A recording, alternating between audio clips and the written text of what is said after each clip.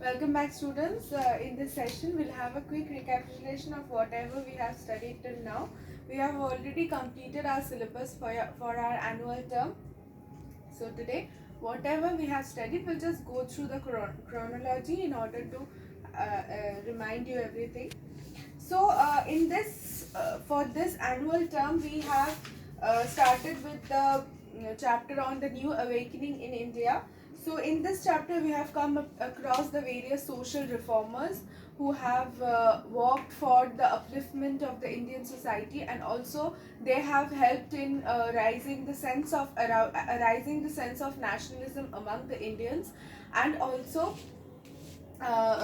they have they have helped in the reformation of the society. Reformation as in the thinking of the people have changed with the ideas which were given by them, and they have also worked for the women, the downtrodden people of the society, and tried to uplift their status in the societal conditions.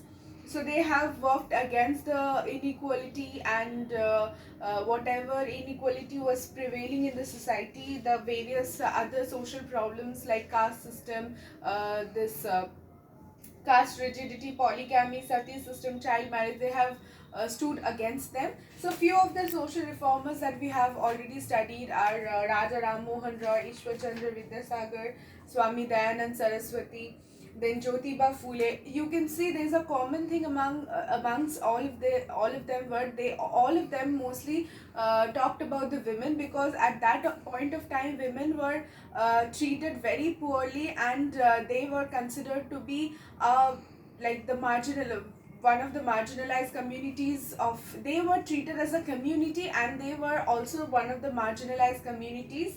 And in order to that social reformers were really pained by the conditions of women, and in order to help the women to at least get recognition in the society, get the equal justice, or get the equal this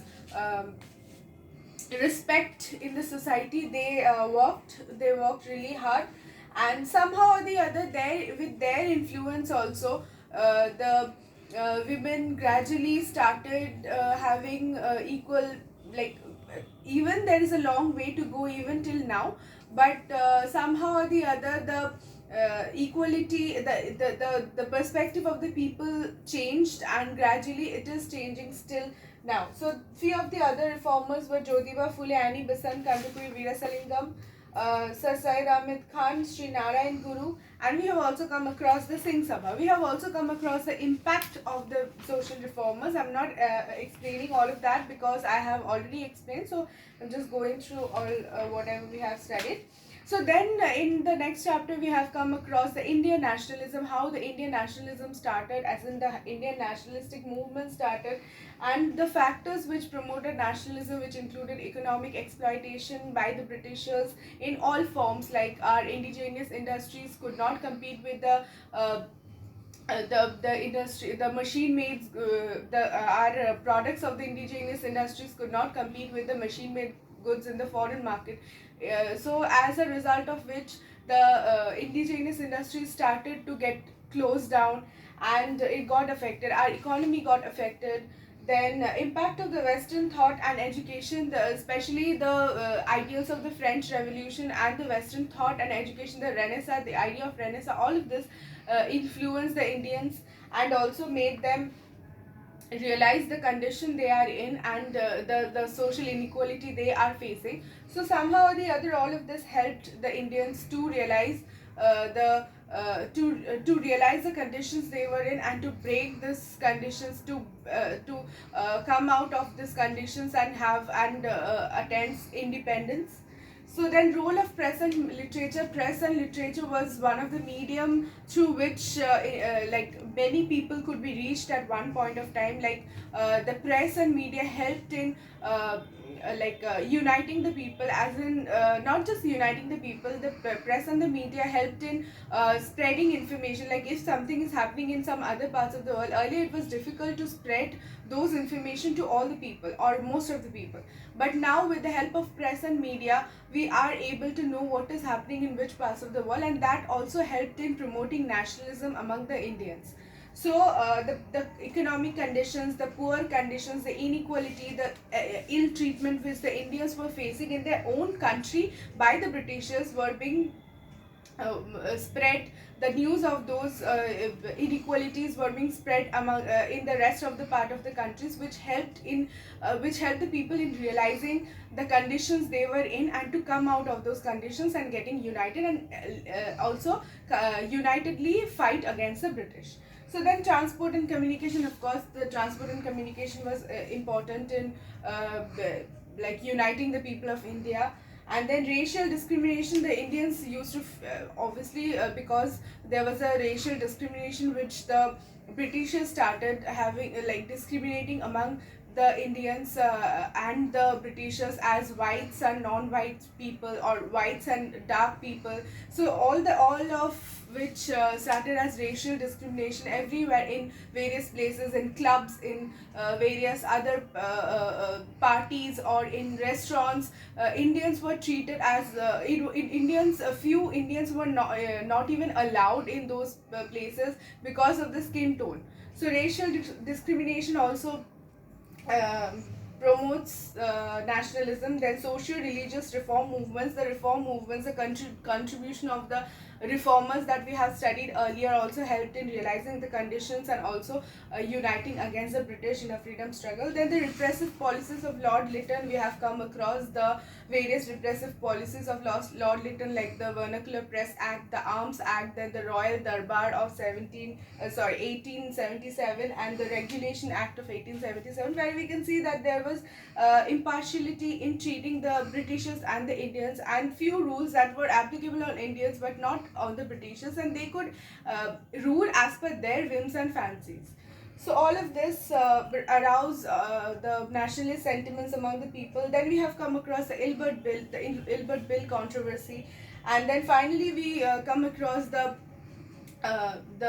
growth of various small organizations, and finally there was an all India organization or movement that was also known as the Indian National Congress. And we have come across the various aims and objectives of Indian National Congress, where important leaders were involved in that particular organization, which led the united revolt against the Britishers in the later courses. Then we have come across Indian nationalism in the sphere of 1885 to 1916. Remember this 1885 to 1916, during 1914 and 1916 the World War also started. So that point of time, how was India's condition, we are able to understand. Then we have come across the early nationalists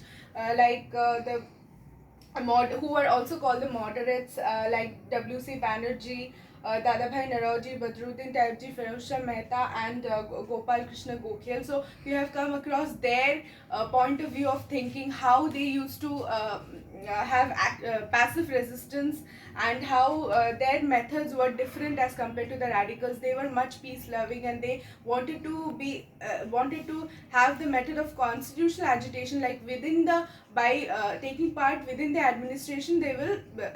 They will protest against the various policies and policies of the Britishers. And then their methods were quite different as compared to the radicals, where they would distribute leaflets, pamphlets. Then they would start working by conducting the various sessions, the meetings and organization, but they will not invoke any sort of violence. So that is how the moderates used to work. Then we have come across the radical nationalists, mostly led by Bipin Chandra Pal, Lala Lajpat Rai, Bal Gangadhar Tilak, and their idea of nationalism was quite different as compared to the moderates. They were known as radicals because they used to invoke violence in the way of agitation, and then they were in favor of involving the masses for more aggressive political agitation, and they did not have faith in British, while the moderates had faith in British. They thought that with constant pressure and with constant with continuous appeals to the British, the moderates thought that with continuous appeal to the British, they will at one point of time enhance the transfer of power. But the radicals thought that no, we do not have any faith in Britishers, and with n number of amount of appeals, the transfer of power will not happen if we do not invoke violence, or if we do not invoke agitations or violent means.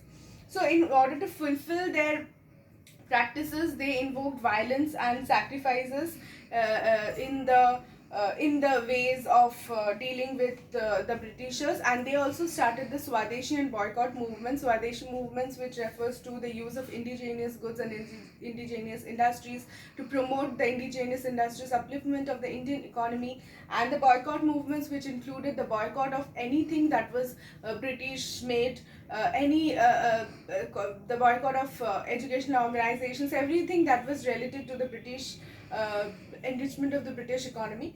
Then we have come across a partition of Bengal. So partition of Bengal also, this happened in 1905, where we see the Bengal was divided into the East Bengal and the West Bengal, two parts. Where this was made in communal lines, like both the portions of the Bengal had some this divide was done on the basis of religious sentiments. The eastern part of Bengal was mostly Muslim, majority area, whereas the western part of Bengal was Hindu majority area. So this was this was done with the pretext that Bengal was so huge, so it would be easier for the to carry out the administration process. But then the people, the nationalists, could understand that this was done in order to invoke the policy of divide and rule, and also this was done in communal lines, so to create a divide between the two religious communities. So this is what we have studied. And then Surat split the split in the Congress between the radicals and the nationalists. So the radicals started their own sect of Congress, and then there was a divide between the Congress. And then we have come across Home Rule League, which was started by Bal Gangadhar Tilak in Pune, and Dr. Annie Besant also took active part in this particular movement. And then in Lucknow Pact in 1916, we could see that Muslims and the Muslim League and the Congress came together, and they started agitating against the Britishers together. And also we can see there is a stance where the radicals and the moderates also came together. And then we have come across the emergence of Mahatma Gandhi in national movement, where we have seen that he had started the small satyagraha movements in Kheda, Ahmedabad, and Champaran, which with the success of those, he started the non-cooperation movement. And so the non-cooperation movement against the Britishers, which was initially very successful.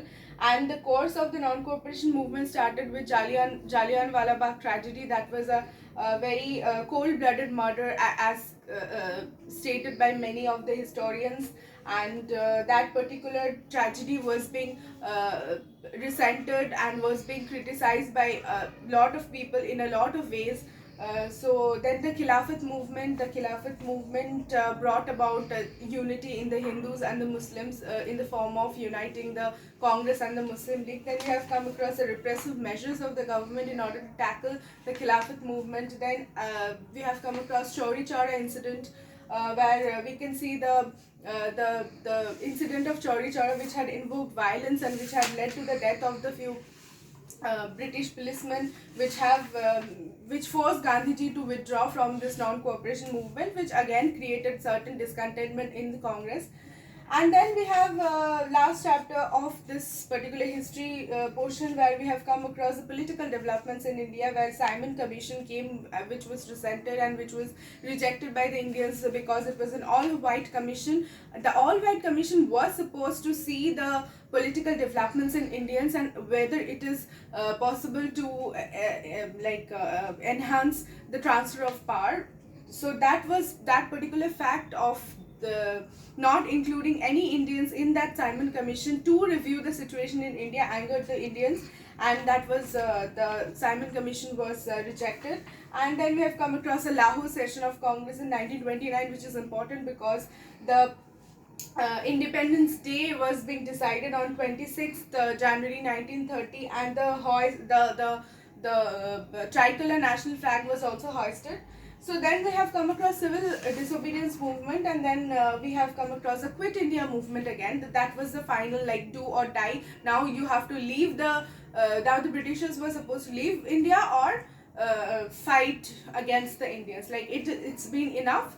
Now everything, either we will be having our self-rule, or we are just we will die, or we will not live in this type of scenario. Then we have come across the Indian National Army and its importance in the Indian freedom struggle, and how it has helped in arising the national consciousness and the capability of the Indians to fight against the British and also have self-rule.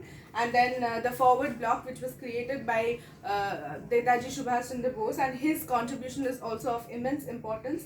Then the independence and partition being a necessary condition for the for enhancement of independence. Then we have come across a cabinet mission plan, which this cabinet mission plan which had stated the